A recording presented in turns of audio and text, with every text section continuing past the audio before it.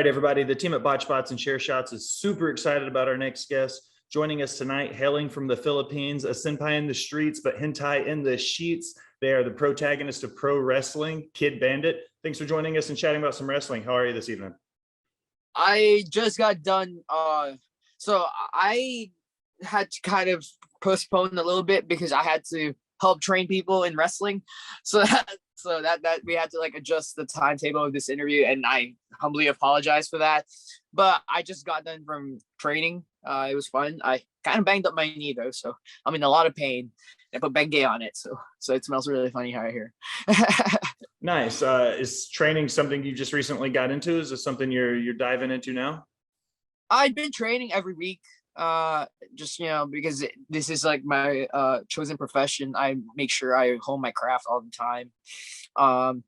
That definitely because the infancy of my career, there's a lot for me to work on, but I'm also experiencing a big limelight in my because of my social media presence. So there's a lot of eyes. You get booked on like big shows, relatively big shows in comparison to like some of my peers. So I definitely have a lot of pressure. So I want to make sure that every time I get on these shows, I'm not just going to deliver. I'm going to be superior to not for the sake that I'm competing, but because I treat wrestling serious. I also want to make sure that I'm not getting by, as just because I got to that point because of my social media presence. I want to also be in that position because I'm good at what I do, Absolutely. Would you consider yourself a student of the game then? Somebody who wants to continue to learn every day the craft and the art of pro wrestling? Yeah. I think the greatest is all time. They never stop learning. I just got done watching Denise Salcedo's interview with Cody, where he details his experience doing the New Japan show in Long Beach, where he wrestled Okada. And fun fact, like apparently Stone Cold was in there. He gave Cody some pointers, and Cody's a big name in the industry, but one of the biggest names right now. And the fact that at like that stage in his career, he was still like willing to learn. That means like I have a lot to learn because I'm only doing this for 9 months. So I think everybody needs to always be a student in the game, as it were. Even despite like the tiers you are in your career. Absolutely. So let's start at the top. The protagonist of pro wrestling. What does that mean to you as you've continued to develop and become more comfortable in the wrestling business? I ain't gonna lie, I'm figuring it out as I go.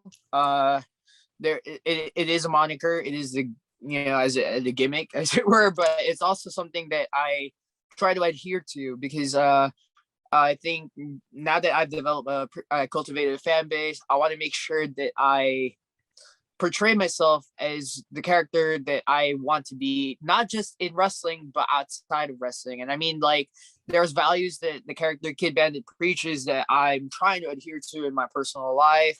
I try to share that journey as I discover how to be a better person, how to be a protagonist, as it were. Live through the ideals that I base my character out of. Like I base it off anime, shonen anime specifically, where there's a lot of like perseverance, a lot of like never giving up kind of like trope that's pretty commonplace.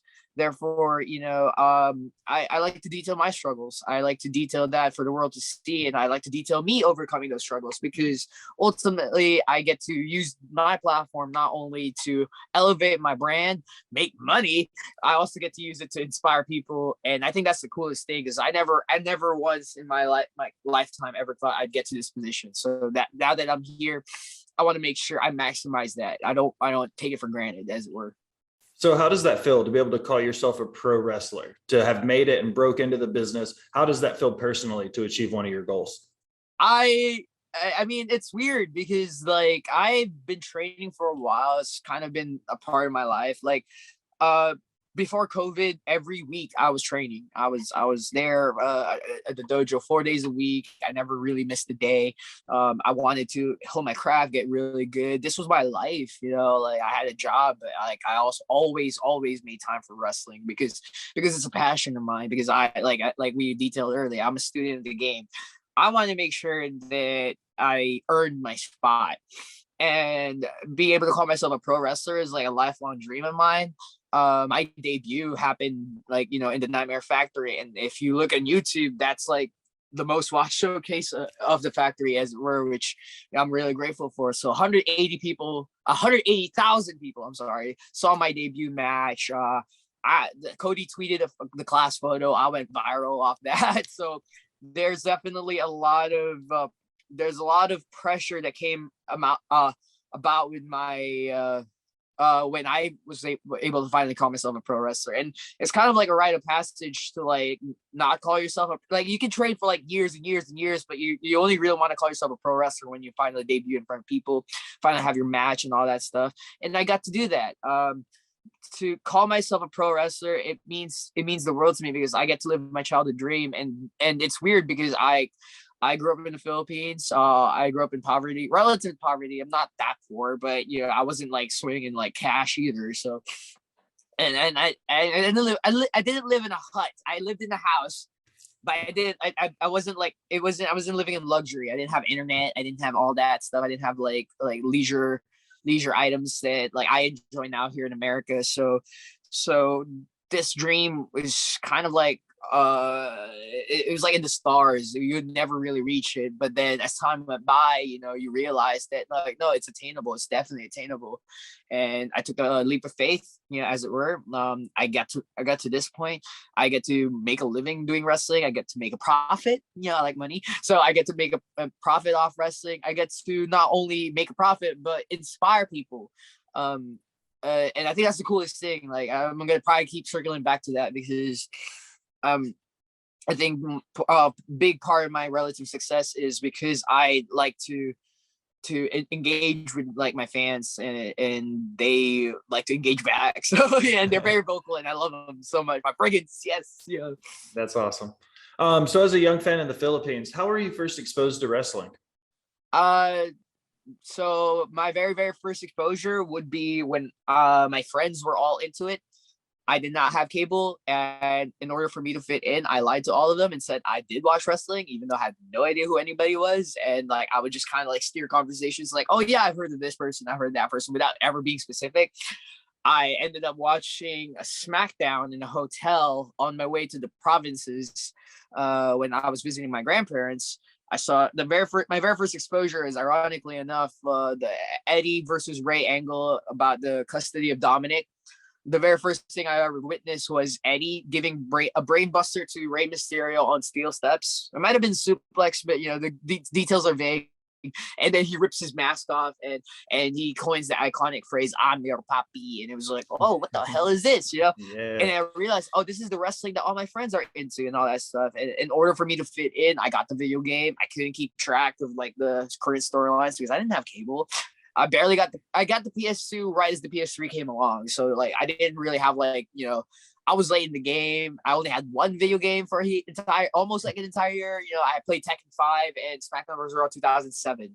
When 2008 came along, I made sure I was able to get 2008. And then I moved to America, and like life definitely got a lot better financially, because I was living with my father and my mother at the same time.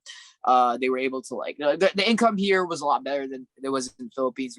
I was living I was middle class in America, but being middle class in America is like living first class in the Philippines, so that's the instant dynamic shift kind of made me like more of a fan, because like now it's more accessible. Now I didn't have cable in America, but like I had SmackDown, and it's like on like it's on free TV, so I was able to keep track more and more and more. And I had internet here, so even if I couldn't keep track of like the current storylines on TV, I would just Google. I like to keep myself familiar, as it were. So how old were you when you came to the States? 13. 13. Did you feel like there was a big culture shift for you coming from the Philippines than coming into the United States as a 13-year-old? I mean, that preteen age is tough. Oh yeah, I mean, like, so the Philippines is actually known for having like really good English speaking curriculums in their schools. And however, I wasn't like, really good at it. So when I came to America, my English was broken, and I had a really, really thick accent, which I got bullied for. I got bullied for my thick accent. I got bullied for the culture shock. I had no idea what was going on. I didn't know what burrito was. I was like, what the hell is this? So I remember my first day at school, I spilled beans all over my white shirt. It was just like, I was like deathly worried I was going to be forever known as like Bean Burrito, And yeah, no, the culture shock was there. I didn't really know a lot of people. I had like one friend growing up, like at least when I came to America, and then I learned like the subculture, the emo alternative subculture. Kind of got into that, lost some weight because I really wanted to like just like have that ideal look. And then and yeah, it wasn't easy, but it eventually I kind of found my footing, learned how to fit in, got rid of my accent, which you can barely hear it now. It comes out every once in a while, especially when I get inebriated. Now you definitely hear it, but when I don't have like my, like I didn't really have wrestling friends growing up, so like and it was around that time. I believe I moved in 2008, and I was a fan from like 2008 to like 2011. I was keeping track, and eventually, like like there was that dark period in WWE where everyone was kind of like turned off by it because of the advent of the PG era. Like I'm not gonna lie, Chris Benoit was one of my favorites. When he did what he did, it was really really hard to like enjoy wrestling for a while because like I was like, oh, like that was my idol. Why did he do that? And then we got to that point where I'm learning how to enjoy it again, and I credit CM Punk for that because I remember I stopped watching wrestling right as Jeff left WWE because like he was kind of like the one thing that anchored me to the WWE. When he left after the CM Punk feud and he debuted in Impact, I was like, I don't really watch Impact, but like I'll try because Jeff's here, but like. And then the Victory Road thing happened. And it was like, oh, okay, like, I'm gonna not watch wrestling for a while. And but then ironically enough, CM Punk's like my pipe bomb also happened in 2011. So there's that. So it was one of those things where it was hard for me to keep track. Then Jeff left. CM Punk did the pipe bomb, and I kind of came back. I tried to keep track of Jeff again, and and eventually I fell back in love with it because like I discovered NXT, and NXT had really really really good wrestling at one point, and that was like how I got back into like the swing of things. And I've always been a big fan. Like even if I didn't watch the wrestling, I always bought the video games. I always did, and it got to the point where I don't watch the product, but I would get the game, and I would see all these like new wrestlers, and I'm like, who the hell are these people? Because I don't watch the product on TV. And then, but I would be familiar with them through the video games. So sorry, I went off. Totally. No worries. You touched on Eddie and Ray when you were young. Do you remember that first match you watched when you saw it? You were like, this is what I want to do. This is what I want to be. Not from my childhood, no, because like I said, like because I was growing up in poverty, like my dreams were, I'm in that weird boat where like I get to honestly say that no, this was never my dream as a child because it just felt impossible. Like it would have been nice to like openly dream about it, but like you grew up in the Philippines, there's no Filipino wrestlers. There's like Batista. Batista was like the only one we knew about, and Batista was also like 6'5", jacked as can be. I was being realistic. Like, there's no way a kid from like Antipolo, Philippines would ever become a pro wrestler, right? They've never performed in like the big leagues, and I lived in poverty. I would sell cigarettes, like like I would illegally sell cigarettes when I was a child to like fund for my snacks and for my dinner and stuff like that. We were poor. It was terrible, and like I wouldn't, but I was managing by like so. Yeah, so I have a little bit of like street cred. I'm kind of I really was a bandit at one point, right? Let's jump ahead to the start of your career. How did you go about getting into the Nightmare Factory? What was that process like for you choosing that school? I'm a big Cody Rhodes fan. I remember 2009 SmackDown versus, I think it might be 2010, but it was right after 2008 for sure because it was on the PS3, and I just picked Cody for my season mode, and I was just like, nah, like Cody's my character, and like this is coming from someone who doesn't really keep track on TV because like I didn't have access to it, right? I mean, I did at this point in my life, but like it wasn't like all the time. I didn't have like. It wasn't easy to access it, and I think it was around this time where WWE never really let like their product get on YouTube, right? Like they were like really hampering down on like copyright strikes off YouTube. So like my connections to like the wrestlers would come come from like my video game interactions, and Cody just had the coolest moveset, you know, like Crossroads was like one of my favorite moves growing up and stuff like that. So I was a big Cody fan, always have been, you know, right? Even Stardust, like I know like people had mixed feelings with Stardust. He probably has mixed feelings for it. I never asked, but like love Stardust, and like it's kind of sad that like, you know, he one of the things that he says he never wants to be Stardust again. I'm like, no, like, you know, I love Stardust. So I because I was such a big Cody fan, when I found out he had a school, I checked it out, you know, but it seemed impossible. It was like, oh, you have to move to Atlanta to do that, you know, and the pandemic wasn't making anything easy, right? I was already in the midst of training. And then I saw Brooke Havoc, who was I was friends with on Facebook. Like she posted that on like, oh, I'm Brooke Havoc from the Nightmare Factory. I'm like, okay, she did it, and she's from like NorCal. And I was thinking, if she can do that, then I have no excuse. I can take my ass over to like Atlanta, and I can learn from my hero. And I told my best friend Ish, who I was tag team partner. I'm tag team champions with Ish right now. So like, you know, I told him, hey, let's do this together. Like it might make everything easy if you and I were like teaming up and doing it like at the same time. And we did. We debuted, made our networking, and connected with everybody there. And sure enough, you know, like it's been uphill since then, and I hope it continues to be uphill, you know. That's awesome. When you were going through your school, what was the schedule and the grind like for you when you were training first off, when you very first entered the school? What was the schedule like? Are you talking about Nightmare Factory or my initial training at Santino's? Nightmare Factory.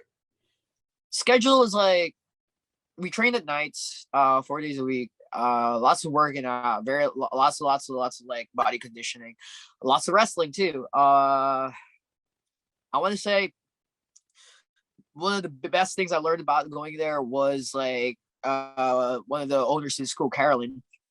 She's a nutritionist. She pointed me in the right direction of like what to eat properly, you know, to like gain the most benefits and get the body type you want.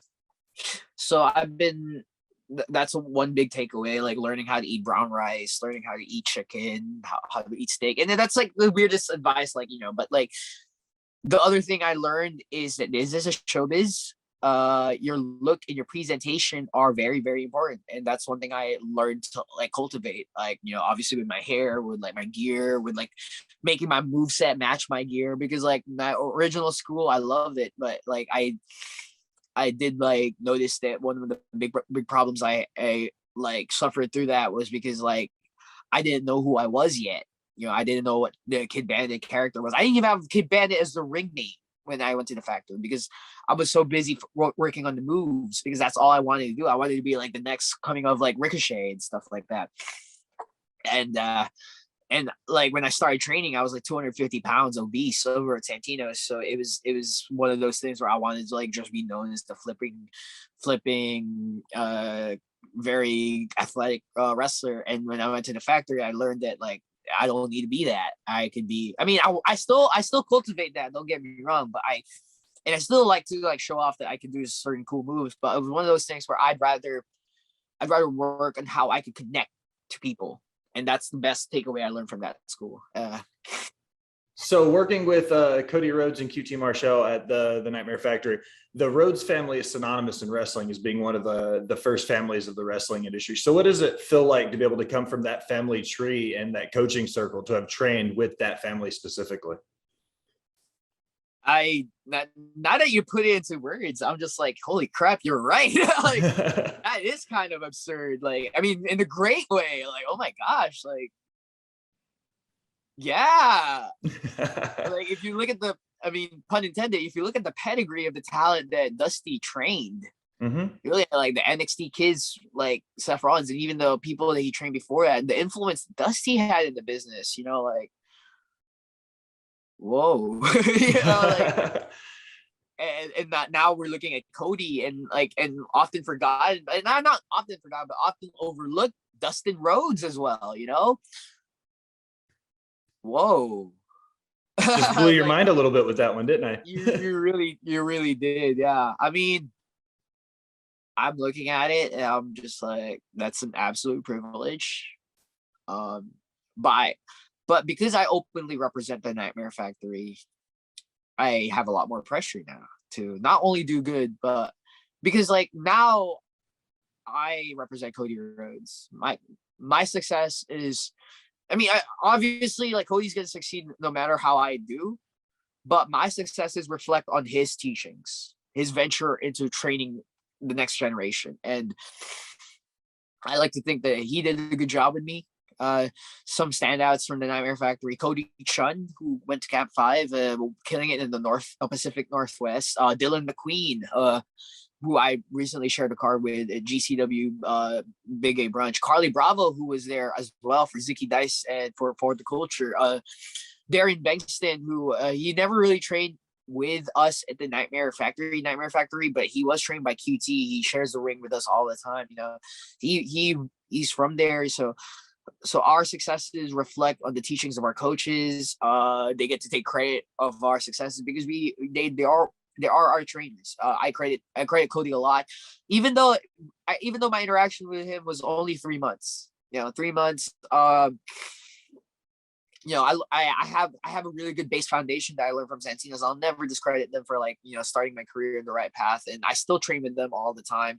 They are probably like the best wrestling school in the West Coast, like bar none. Like it's not even like in my humble opinion, But my interaction, my very very brief interaction with Cody compared to like my training in other places, like I mean, it could be because I'm a big Cody Rhodes fan. But like I took their teachings to heart. I took a lot of like what they said, and I try to live by that. And like they touched upon a lot of like moves, sure, but Cody's role in the Nightmare Factory was a lot of like character development, promos, how to make the most out of being you, Absolutely. You've had a chance to work some really, really cool shows, including some AEW dark events. What was it like having a chance to work for AEW? I mean, my very first AEW match was against Cody, like what the hell? And Fuego, who was coming in firing hot, all cylinders from like the big Fuego del Sol like moment where they just got signed. They were like, and they still are incredible, like hot talent in AEW right now. And I got to do that, like teaming up with Dean Alexander, who, main events all the Nightmare Factory showcases. Dean is great talent.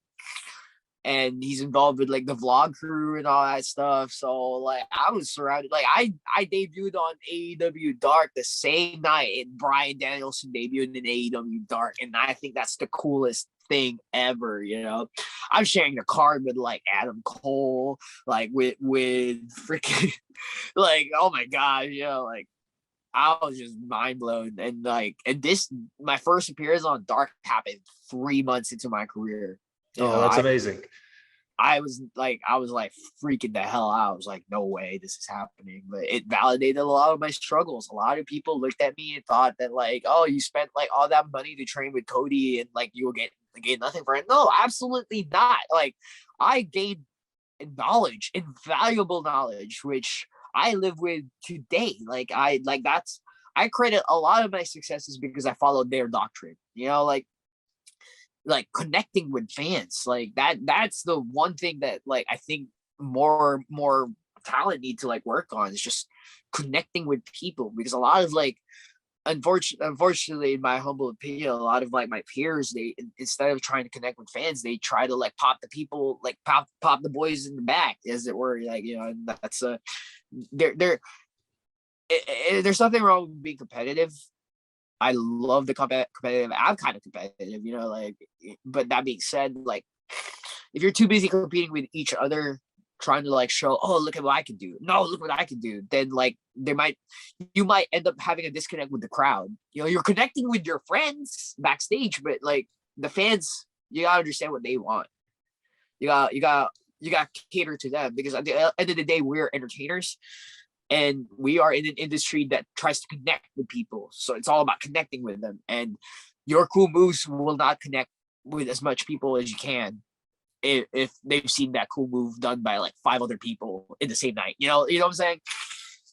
And that's something I learned, like, from like working multiple shows from talking with veterans in the business. Like, I'm these are my words, sure, and I live by them, but these aren't like something that I like preach, because I learned this very, very, very recently. It wasn't that long ago where my whole thought process was, I'm gonna find the highest thing in the building and jump off that and see how much of a reaction I can get. Now my thought process is, what can I do that will entertain the crowd the most? And if it means I have to jump off a building, then I'll do that. But like I just want to, as a student in the craft, I want to make sure that I maximize the teachings of the people that took me under their wing. And I've been lucky enough that a lot of people have. Lindsay Dorado, who I recently shared a card with, was very, very like open about like helping me grow.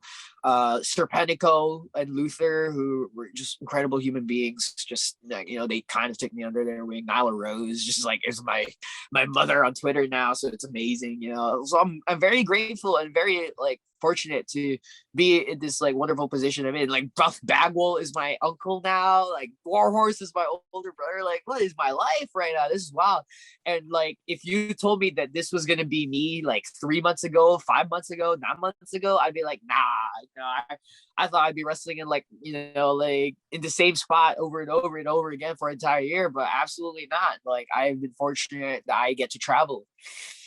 And I got to this position that takes people years and years to like achieve, and I'm very grateful. And it's hard to stay grounded, but I try my best.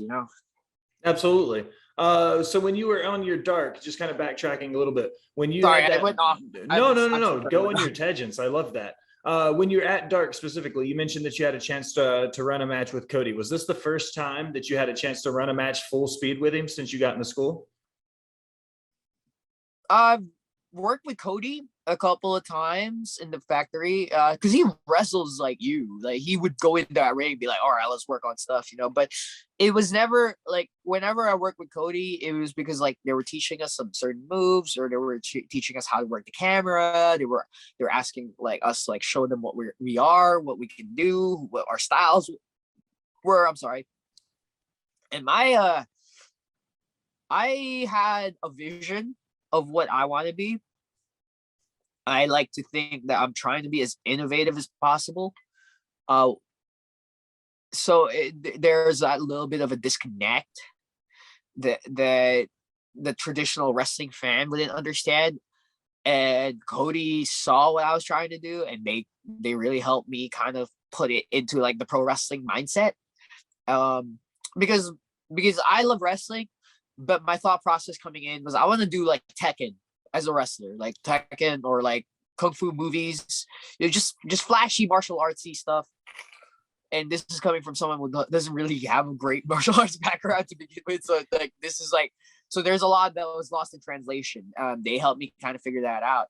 But when I worked with them on Dark, I only really did a couple of things with them, but it was a lot of like, okay, like I need to make sure that whatever I do in this moment, I kill it, because not only am I wrestling my childhood idol, I am doing it in the company that they started, that they're the vice president of, in the semi-main event, where the main event is Bryan Danielson's debut on Dark. And like, oh my gosh, like, there's so much pressure. So, and there was a lot of like backstage stuff that kind of like, there were so many moving pieces that night that like I was kind of lost. Like, I had no idea what was going on. I was just like, hey man, I'm just here. I just want to do good, fam. Like, like, that's all I want to do, man. Like, that's my childhood hero. I'm about to like kick them in the head, So this past weekend in Dallas, you got to participate in a really cool event, Working for Equality for All, and Effie's Big Gay Brunch. How was the show? Wow, it was great.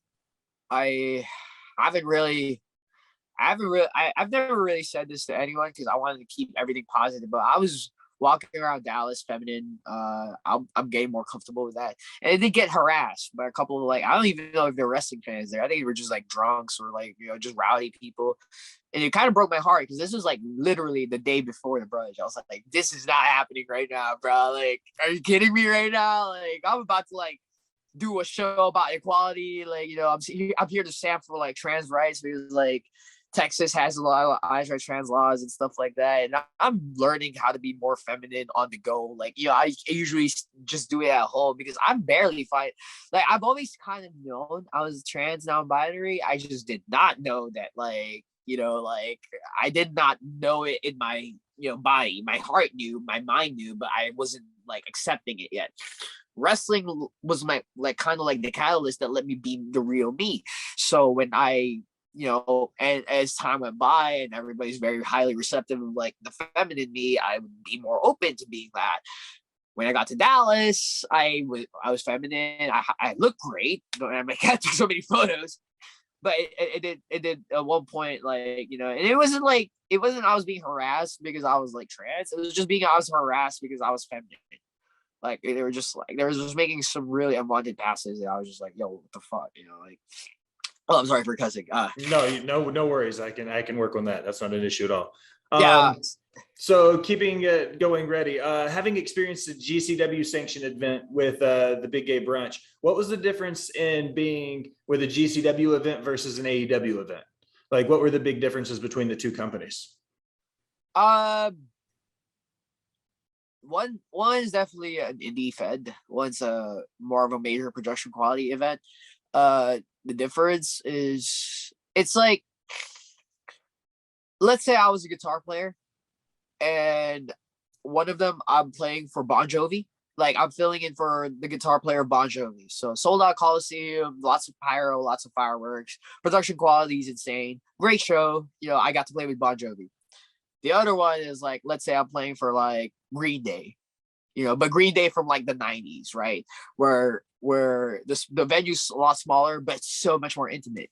Like the fans are literally like right there. There's like no barricade. Different genre, very very different genre. A lot grittier, a lot more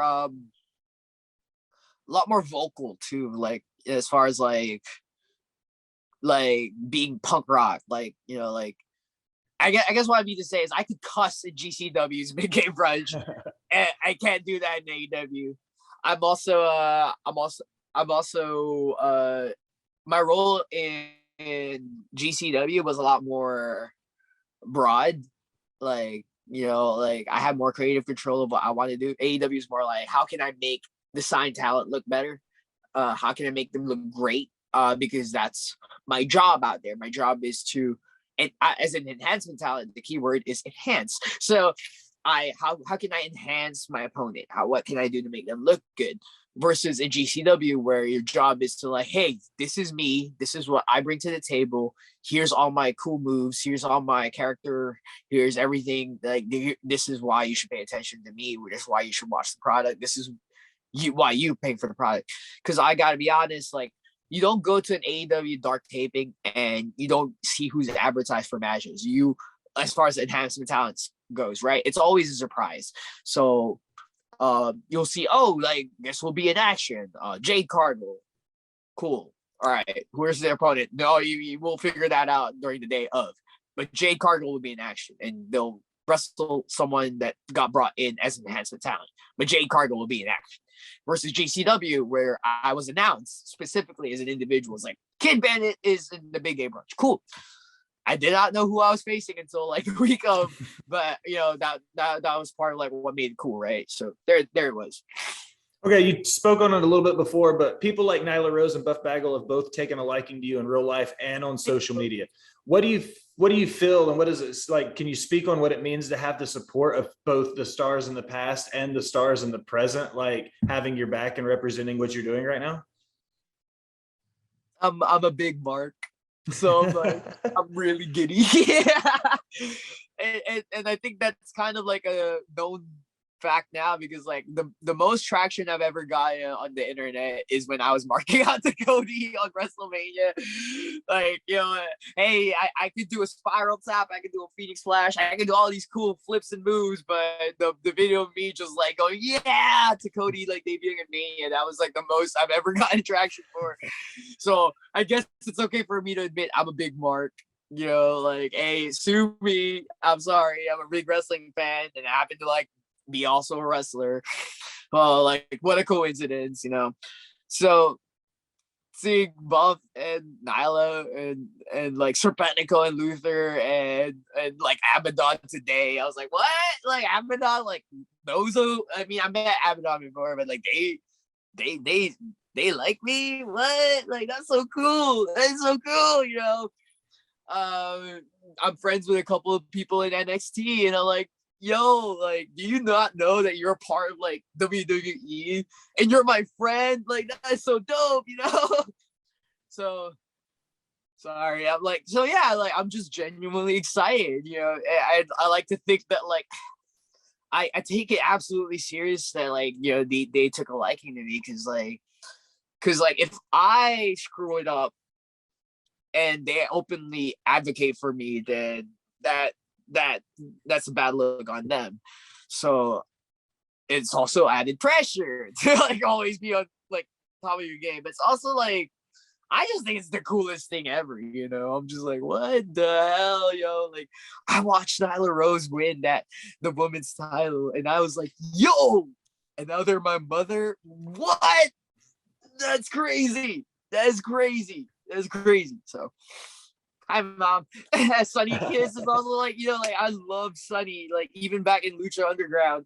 And I was just like, when I met them, like every time I run into them, it's really hard to talk because I like, I look up to you a lot. Like, I'm like, and Sunny Kiss, man, like they're such a beautiful human being. And when I would see them at the factory, Nightmare Factory, because they would come by. I actually cut a promo, like one of the first promos I ever cut as Kidd Bandit. I think it might be my very first promo ever, actually, as Kidd Bandit, because I didn't have my ring name figured out. So I came in, I did my promo, all that stuff. I think Sunny Kiss was in that room.